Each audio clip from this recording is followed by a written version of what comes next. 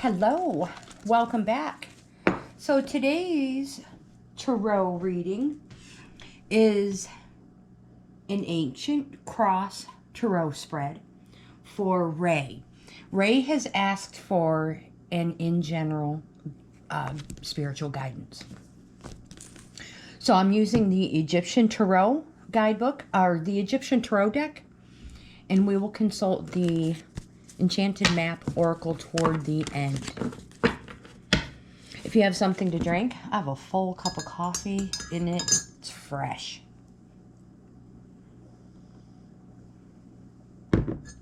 We'll get this party started.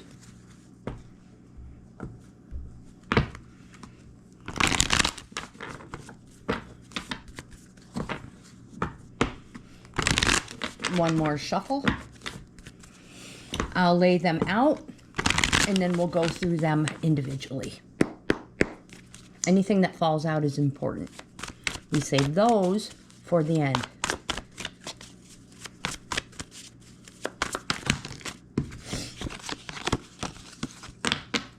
There's 3 of them. They may represent past, present, and future. 1, 2, 3, 4, 5, 6,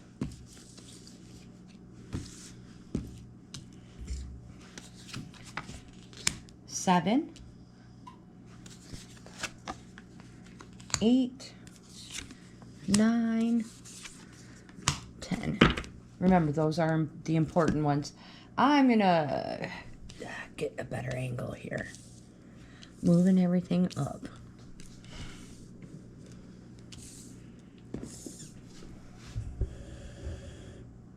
There we go.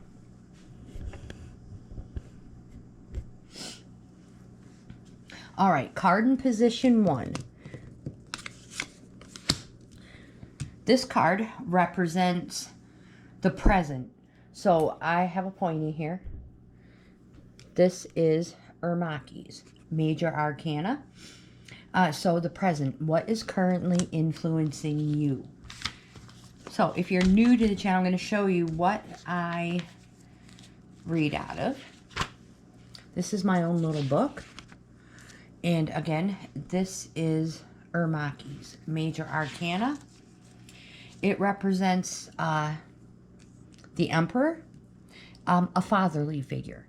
Positive, yes. And I forgot my other book. I am rewriting. I'm rewriting things. So give me one moment. The Emperor, Ermaki's. This is the new one. The Emperor. Represents an Aries.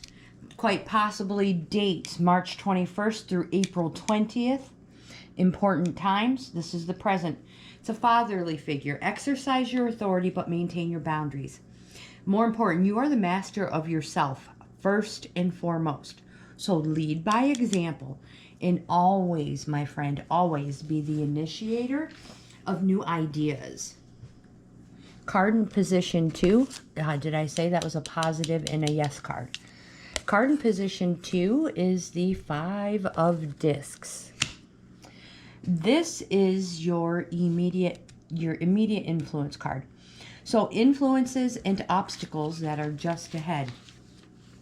The 5 of Pentacles is a halfway point. It represents monetary, material, and quite possibly relationship trouble. It's a halfway point. It's a call to put boundaries in place. And my friend, boundaries are not walls to keep people out. They're doors to keep you safe. So you let the right ones in and you keep the wrong ones out. The 5 says you are halfway there. You see others have what you don't, and it all beckons you. Sometimes we must experience this to strive for a better life and to set off on the hard road of ambition. Card in position 3, Major Arcana, Shanut.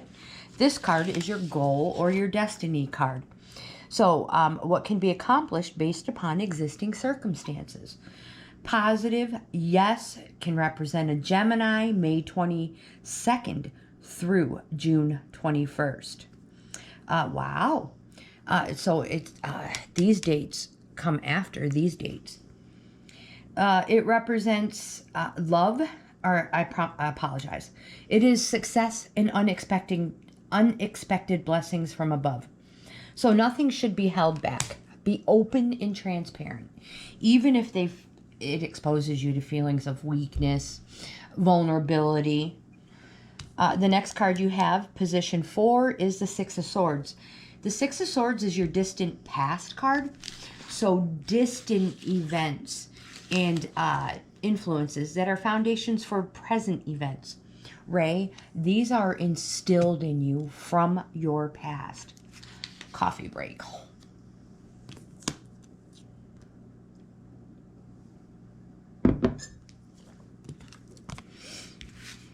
This is halfway, one step past the halfway point.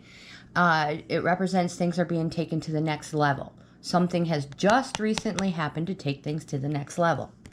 The Six of Swords represents new horizons and moving on. Before you go, become a better you. So it may be an emotional time. Card in position 5, the Three of Discs. This is your recent past events card. Events that just recently came to being. This card represents the apprentice. The 8 of Discs is the journeyman. The 10 is the master. Again, the 3 of Discs, pentacles, or discs, same thing, represents apprenticeship and cooperation. The beginning of something, the start, quite possibly learning something new. If you're putting applications in, a place to move, schooling, the appearance of this card represents that you will most likely be chosen. So remember, the start of something new, the beginning, cooperation. The next card we have is the King of Cups in position 6. This is your future influence. So what is coming into being in the future? The King of Cups is a court card. It can represent physical appearance. So the King of Cups can represent a light, fair-haired, older, mature male whose active influence is entering or leaving one's life. And again, that says future influence. The King of Cups says it's a dignity card. Dignity, always dignity. Maintain composure, set a good example, be the person you would want supporting you. So if you go to somebody for support, that's the person you want to be, that type of a person. And also, there may be people watching you, and I don't mean in a bad way. They can be younger people who look up to you, role model type, and you don't even know it. Dignity, set a good example. If they are younger people, it's when our little, is when we instill things into them. So make sure dignity, maintain your composure, set a good example. That's what we want to instill in our young. Not fighting and arguing and discontent. So set a good example, even if it's hard. Card in position 7, the Queen of Swords. This represents you, Rae, your present position or your present attitude. This card can place you in proper perspective. Now remember, the Queen of Swords, the Queen is a court card. I apologize if you can't see that. The Queen is a court card. The Queen of Swords can represent a dark-haired, older female who's steady and enduring for good or evil, according to dignity. The Queen of Swords is a woman. She's wise. She is direct. She is ambitious. And she speaks sharply. She carries a sword. The Queen of Swords says, say what you think. Be your own person. Keep your strong convictions no matter what opposition you come up against. My friend, don't be afraid to stand alone. Be confident. Be straightforward. And you will receive the acknowledgement you deserve. This is one of my favorite cards in the deck. Card in position 8 is your environmental factors card. The Two of Wands. So how you influence others, as well as how others and factors may affect you. Oops, I went a little too far. All right, Two of Wands. It is an organizing card. It is your hopes and wishes. So fire yourself up. Plan ahead. Be strategic. Where do you want to go? What do you have to give? It says think innovative and fresh ideas. More important, the Two of Wands represents that you are in an excellent position to join forces with another who shares your vision. The next card you have is the Four of Cups, card in position 9. This is your inner emotions card. Four of Cups. It represents self-pity. Let me rephrase. Our inner emotions. This is your hopes, desires, emotions, and fears. This card may reveal secrets and ulterior motives that you may be keeping from others. So, remember, Four of Cups is a self-pity. You are becoming a little self-obsessed. You need to get out more, literally. Now, this card isn't saying that you're not a scheduled person or that you don't have a routine. Actually, it's saying you do, but you're kind of bored with it. You're in a rut. But it also represents quite possibly a missed opportunity. So look for an opportunity you may have overlooked, but don't take so long deliberating over this opportunity that you miss out on it. We now have card in position 10, the Prince of Cups. This is your final results card. So the likely culmination and result, provided things continue as indicated. The Prince is a court card, so appearance-wise, it can represent a light or fair-haired younger person or somebody with that attitude. It says, enjoy life. Make the most of living your life to the fullest. Savor being the center of attention. Live life to the fullest. Again, savor being the center of attention. Live life like there's no tomorrow. What that means is don't live in yesterday and don't live in tomorrow. Live in the here, in the now. You can't change what was, and you cannot change or live. You can't live in tomorrow. You can take steps toward goals for the future, but you must live in the here, in the now. Don't miss out on that. Now, your important cards are the Ten of Wands. 10, representing the completion of a cycle. It frees you up to start something new. So congratulations on that. And the Ten of Wands represents responsibilities and burdens in that you have shouldered too much. And it's time to pass it on. And because of passing it on, you will gain fortune. You will reap fortune, gains, and success. The next card you have that is important that came out is the Queen of Discs, a court card representing a darker-haired, older, mature, steady, and enduring woman who is good or evil according to dignity. The Queen of Discs represents material comfort, stability, and abundance. She takes joy in providing for others, but more important, she says, get grounded. Connect with the earthy side of life. Learn to be resourceful. Learn to be practical. Share with others, but decrease money going out and bring more money in.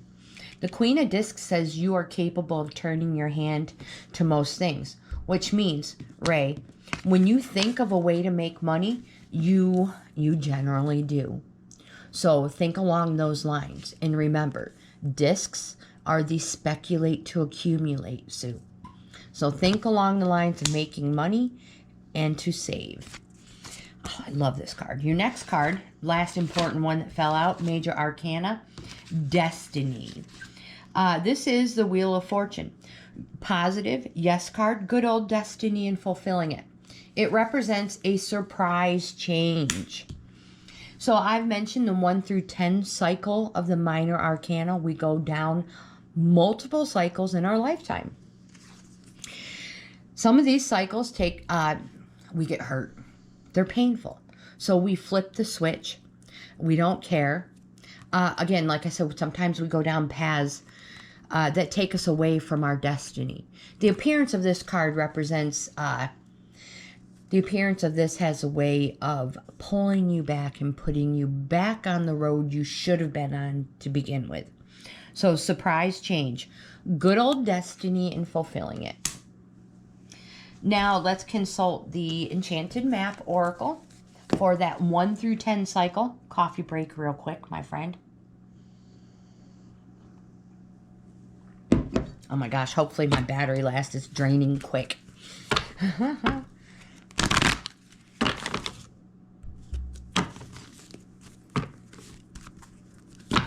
Whoops.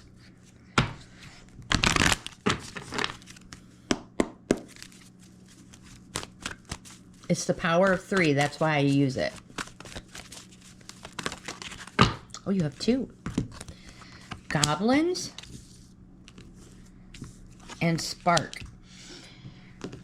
Goblins in the upright position. This card, goblins are born when we're wounded, and something essential is lost in that experience. From that point on, we forget our wholeness. They remain with you in the shadows, and they remind you of what brought them into being. They mimic your own voice. They trick you into believing you're unworthy, you're victimized, or you're unlovable. This card holds you hostage through low self-worth, self-sabotage, and the feeling that you're lacking what you need. If this card pays you a visit, know it represents the shadow of your own self or someone else's, and that they're leading you into a potentially reactive situation. This is an opportunity for growth, though, and a signal that you must love yourself. Remember, no human is without flaws. The goblin's message is that you must release resentments and negative self-talk. Within you is the spark of the divine. Ask Spirit to help you. Miracles can and do happen. Let go of the negativity.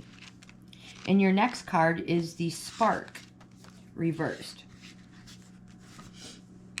Sometimes your fire gets doused by others who don't want you to be all that you can be.